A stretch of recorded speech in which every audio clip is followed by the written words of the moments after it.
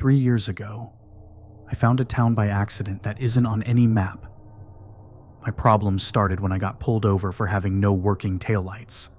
Not just a bulb out, but all of them, including the brake lights. Later, I found out it wasn't something simple. There was a wiring issue. The officer let me off with a warning, but I decided it would be smarter to get off the interstate and stop for the night, so I could get it fixed first thing in the morning. I was about 2 days into a drive to the West Coast, somewhere in Arizona at that point, and I didn't want to risk getting ticketed again, especially several states away from home. I never imagined that decision would lead to something much worse than a civil fine. I passed a few more exits, looking for a good place to stop, my headlights sweeping over the signs. Maybe 30 miles later, I spotted an old, faded sign saying there was a town about 20 miles off the interstate.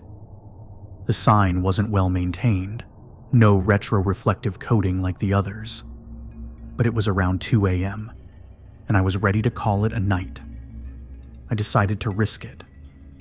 I grossly underestimated just how reckless it can be to follow random signs into an unknown town. I drove down a lonely country road for about 10 or 20 minutes, until I came to a fork. There weren't any signs to say which way to go. I chose left, what felt like a random choice at the time, though honestly I don't know if I even believe in random anymore. It didn't take long for the regret to set in. The road shifted from worn asphalt to gravel, then to dirt, over the course of maybe 2 miles. It was narrow, without any real place to turn around, so I just kept going. At one point, I passed through a thick stretch of fog. I wasn't expecting that, not in the desert, but honestly I don't know enough about weather to say much beyond it creeped me out. Almost as abruptly as it had appeared, the fog faded away, and when it did, I finally saw some signs of life, lights in the distance. I passed a battered welcome sign with the town's name on it. I'm not sure if I should say what it was, so I'll leave that out for now. The town was tiny, really just a main street and a couple of offshoots that didn't go far.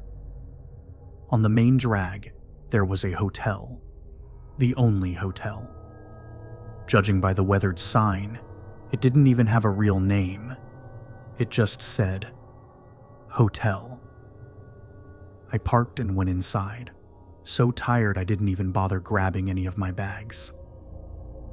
At the front desk, I was greeted by a slender, bald man with dark bags under his sunken eyes. He spoke in a friendly enough tone, but he didn't really look at me. I mean, he looked in my direction, but he wasn't looking at me, if that makes sense. It was like he was staring straight through me. I crashed as soon as I got up to my room. I slept in late the next morning. I had intended to get up early, but between getting in so late and the shifting time zones, it was closer to noon by the time I got up and grabbed a shower. In the light of day, I noticed just how odd my room really was. It looked less like a hotel room and more like my grandmother's house. Dated, cluttered, almost too homey. There wasn't even a TV, just an old radio. I set out to find somewhere to grab lunch and then see about my car. I tried searching for anything nearby on my phone, but the town didn't seem to show up on the map. Google didn't have any results for it either. I went down to the front desk, and it was the same bald man from the night before, looking just as tired as ever. He directed me to a small restaurant a few blocks away. As I was leaving, he asked about my plans, if I was checking out, and looked almost disappointed when I said it would depend on whether my car was ready. The weather was nice, so it made for a pleasant walk down the street to the little diner. The town looked just as antiquated in the daylight as it had the night before. The signs and traffic lights were all in an old-fashioned style, but they were clean and well-maintained. The diner itself was nice, though. Like everything else, it had an old-school feel. Even the prices seemed like they were stuck in the past, like inflation had forgotten about the place. The food was surprisingly good, although it was a little hard to fully enjoy it. The other patrons kept giving me strange, almost unfriendly glances and stares. The waitress was the only friendly face there, a kind older woman who made small talk with me as I ate.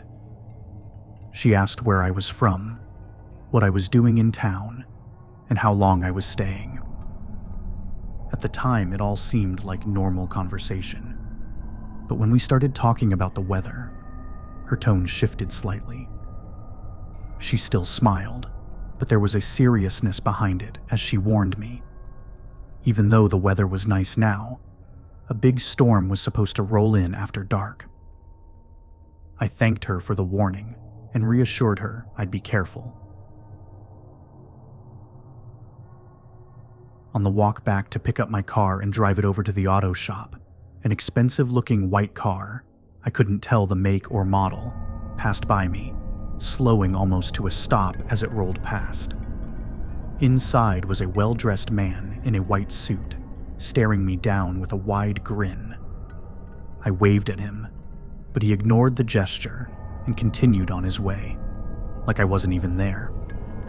I drove over to the mechanic's shop. There was only one mechanic, and he seemed annoyed to see me. Still, he patiently listened as I described the problem with my car. He speculated about the cause, something technical that went in one ear and out the other.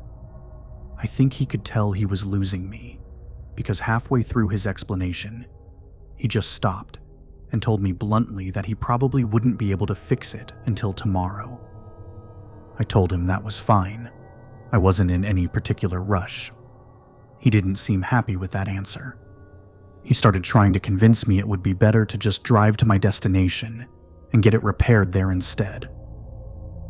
When I reassured him again that I wasn't in a hurry, he shifted tactics, suggesting I should drive to the next town over instead. He said it was nicer and that there was more to do. It was obvious he was trying to get rid of me. I knew even then that it was probably smart to take the hint, but for some reason, maybe just because he was being such a jerk about it, I pushed back.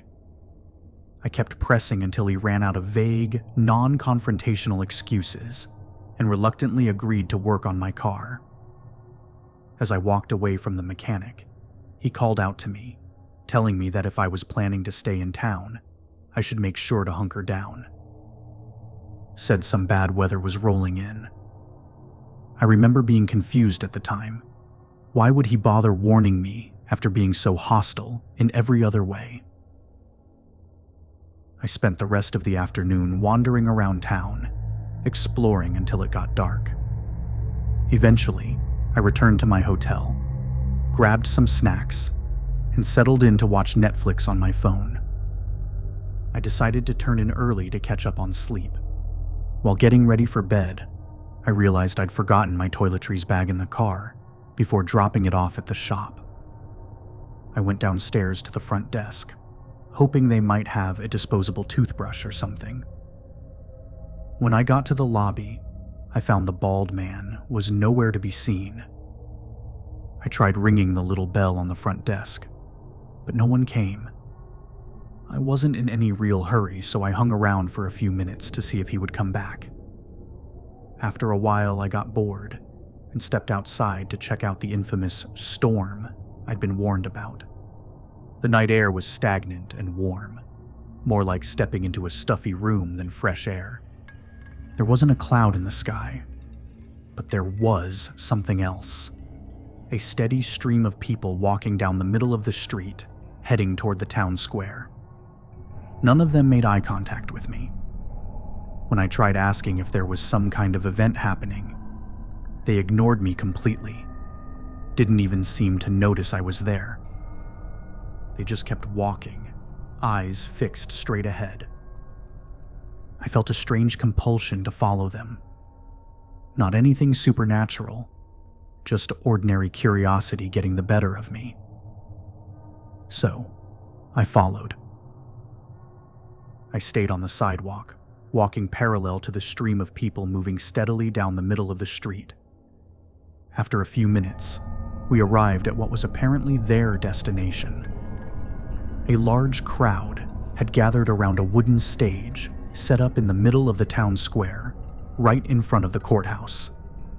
On the stage stood 3 men, one dressed in a fine white suit, one in a regular business suit, and one wearing what looked like a crude suit made of sackcloth. I recognized the man in the white suit immediately. It was the same guy who had driven past me earlier that day in the expensive car. I stood toward the back and watched for a few minutes. No one in the crowd paid any attention to me. They were all staring up at the stage, utterly fixated. I figured we were just waiting for something to start. The only person who seemed to notice me was the man in the white suit. He was staring right at me, grinning widely. He was the only one there with any sort of expression on his face at all. A few minutes later, as the stream of arrivals slowed to a trickle, the man in the white suit and the others stepped forward and began addressing the crowd. He began by thanking the townspeople for once again welcoming him, and said he was happy to provide them with his services, as agreed upon. As he continued, he glanced directly toward my section of the crowd, saying he hoped everyone would find the ceremony as edifying as he would. He motioned to several men standing beside the stage, who brought up a wooden table. It looked poorly made, or maybe it was just improvised, like someone had taken a door and bolted legs onto it. The man in the sackcloth suit lay face down on the table, and the man in the white suit began chanting something. It sounded like Latin, or at least something meant to sound like it. It was about then that I realized what I'm sure is clear to you by now. This was some kind of ritual, and the townsfolk had absolutely not wanted me to see it. I slowly began backing out of the crowd, moving in the direction of the garage.